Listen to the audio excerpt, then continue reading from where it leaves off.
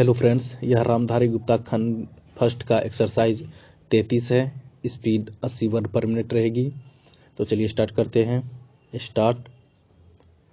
उपाध्यक्ष महोदय, वर्तमान वित्त अधिनियम सदन के सामने प्रस्तुत है।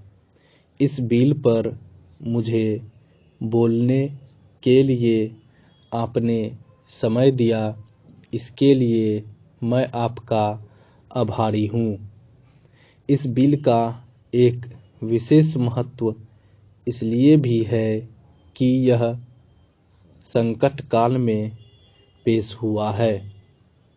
चीन ने हमारे देश पर हमला किया, देश पर संकट आया, राष्ट्र को चुनौती मिली और इस चुनौती को हम सब ने स्वीकार किया, जिसके लिए पैसे की आवश्यकता हुई।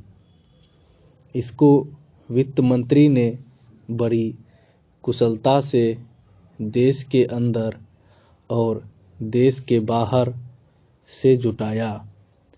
इस बिल का महत्व इसलिए भी है कि हमारी पंचवर्षीय योजना के मध्य में ही यह बिल आया है। देश में बड़ी बड़ी योजनाएं अभी अधूरी हैं, जिनका पूरा होना देश के लिए बड़ा आवश्यक है। इसके लिए भी बहुत बड़ी धनराशि चाहिए। देश पर संकट आया और देश जागा। कोने कोने से लोगों ने पैसा और सोना दिया और अपने लड़के तक फौज में दिए। इस देश में किसानों और गरीबों का जो वर्ग है, उसने भी दिल खोलकर इसमें सहयोग दिया। उसके बाद जो उन पर अधिक बोझ कर के रूप में पड़ रहा है या अनिवार्य बचत योजना के रूप में पड़ रहा है, उसको भी वे खुशी खुशी सहन करने को तैयार हैं।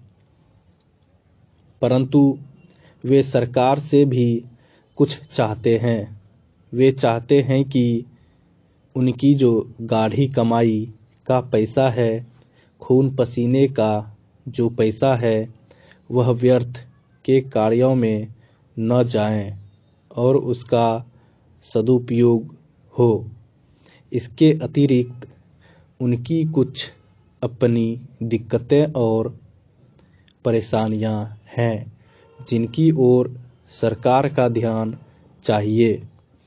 इस आपातकाल के समय में तो उनको इन आए दिन की कठिनाइयों से राहत मिलनी चाहिए। ऋण लेने में और अन्य कार्यों में जो अड़चनें पड़ती हैं, वे दूर की जाएं। किसान भारत की रीढ़ है और अगर इनको सुविधाएं दी जाएंगी तो देश आगे बढ़ेगा।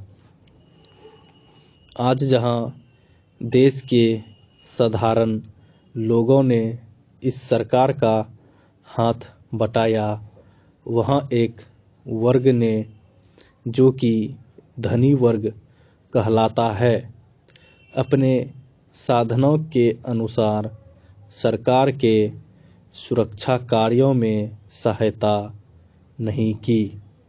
मैं यह नहीं कहता कि उन्होंने बिल्कुल सहायता नहीं की, लेकिन अपनी स्थिति के सहायता नहीं की।